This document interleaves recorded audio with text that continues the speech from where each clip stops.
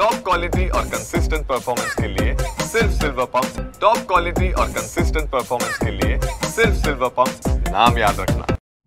सातारा जिल्ह्यातील वर्षानुवर्ष आपण जे नाव ऐकतोय की रहिमतपूर, परंतु हे जे नाव जे पडलंय ते आदिलशाही काळामध्ये एक सरदार होता आणि त्या सरदाराच्या मुलाचं नाव हे रहमतुल्ला होतं आणि त्या नावावरून त्यांनी ते आपल्या रघुनाथपूरचं नाव बदललं।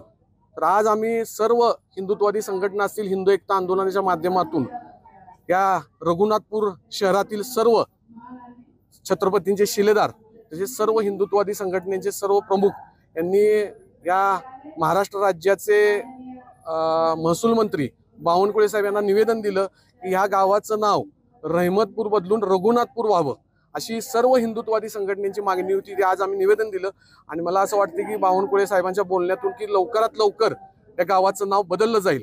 परंतु जर वेळ होत असेल तर आम्ही असा पण इशारा दिलाय की वेळ झाला तर ह्या शहरामध्ये आम्ही पूर्ण ताकदीनिशी म्हणजे 5-25 हजार हिंदुत्ववादी कार्यकर्ते घेऊन आम्ही मोठा महामोर्चा या शहरामध्ये आम्ही काढणार आहे अशी पण आम्ही त्यांना बोलणं केलेलं आहे। तर ते म्हणले ती काढण्याची वेळ तुम्हाला येणार नाही, त्याच्या आतच आम्ही ह्या शहराचं नाव बदलू।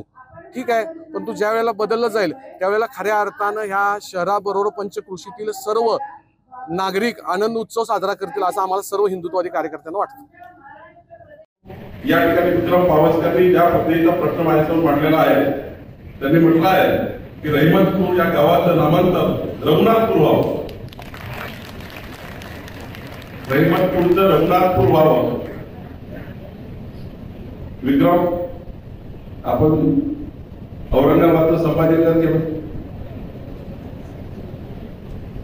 अहमदनगरचं अहिल्यानगर केलं। आता मी आज तुला शब्द येतो की आजच मी माननीय मुख्यमंत्री मोदींचे बोलेल आणि रहमतपूरला रघुनाथपूर कसं करता येईल याकरता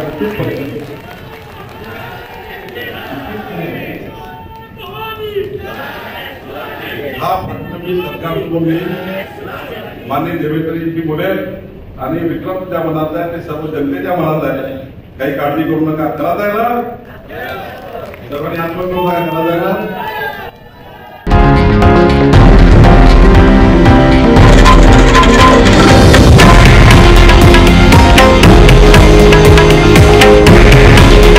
हे आहे देशातील नंबर 1 न्यूज नेटवर्क आणि आपण पाहत आहात TV9 मराठी। काळजी तुमची, हित महाराष्ट्राचं।